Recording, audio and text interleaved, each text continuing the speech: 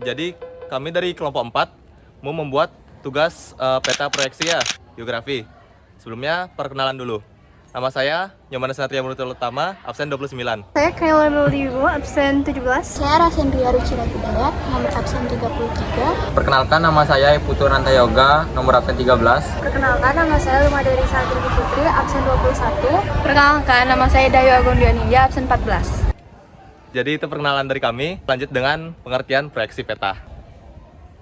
Halo teman-teman, kalian pernah berpikir nggak sih apa itu proyeksi peta? Proyeksi peta adalah cara memindahkan melalui sistem paralel atau melalui garis lintang dan meridiana atau garis bujur dan berbentuk seperti bola atau globe dan berbentuk datar seperti peta. Nah, di proyeksi peta ini kita bisa mengurangi distorsi dan melengkapi kebutuhan pada peta. Dan dapat disimpulkan bahwa proyeksi peta adalah cara untuk menggambarkan permukaan bumi pada permukaan bulat atau globe dan permukaan datar seperti peta. Selanjutnya ada jenis-jenis proyeksi peta. Yang pertama ada berdasarkan bidang proyeksi dan orientasinya yang bisa dibagi menjadi 3 bagian. Yang pertama yaitu planar. Proyeksi ini sering juga disebut sebagai proyeksi zenital atau azimutal. Proyeksi planar merupakan sebuah proyeksi peta yang memakai sebuah bidang datar untuk digunakan sebagai proyeksinya. Nah, untuk yang kedua, itu ada proyeksi peta kerucut. Proyeksi peta kerucut adalah proyeksi peta yang menggunakan bentuk kerucut sebagai bidang proyeksinya. Proyeksi ini bertujuan untuk memetakan bagian bumi di lintang tengah, seperti benua Eropa atau bagian wilayah Amerika Utara. Selanjutnya yang ketiga ada proyeksi peta silinder. Proyeksi peta silinder adalah proyeksi peta menggunakan bentuk silinder sebagai bidang proyeksinya. Proyeksi ini digunakan untuk memetakan belahan bumi di daerah khatulistiwa.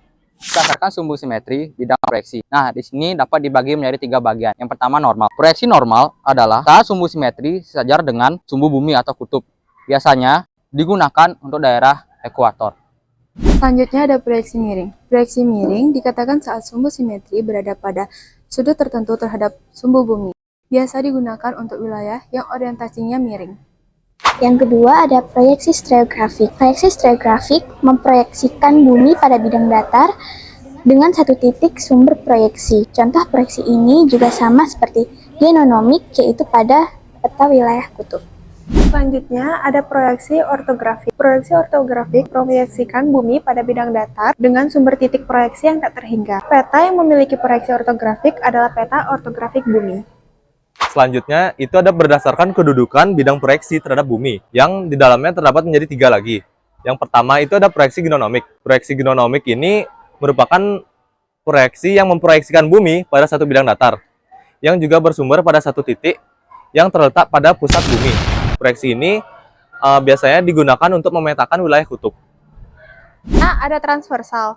Proyeksi transversal yaitu saat sumbu simetri tegak lurus terhadap sumbu bumi. Biasanya digunakan untuk wilayah yang memanjang dari utara ke selatan. Selanjutnya, berdasarkan ketentuan geometri yang dipenuhi. Di bagian ini dibagi menjadi 3 jenis.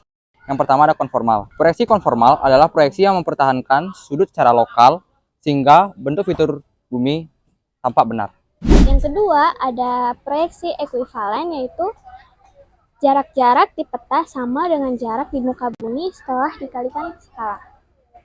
Nah, untuk yang ketiga itu ada proyeksi ekidistan.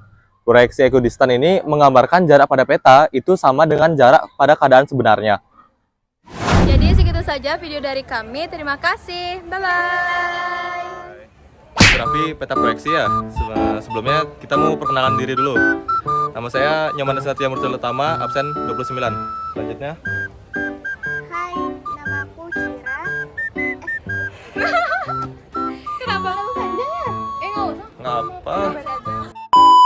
Lintang dan meridiana atau garis bujur. Proyeksi miring dikatakan saat sumbu simetri berada pada sudut tertentu terhadap sumbu bumi. Selanjutnya berdasarkan sumbu simetri bidang proyeksi. Nah, sini dapat dibagi menjadi 3 bagian. Yaitu yang pertama normal. Normal adalah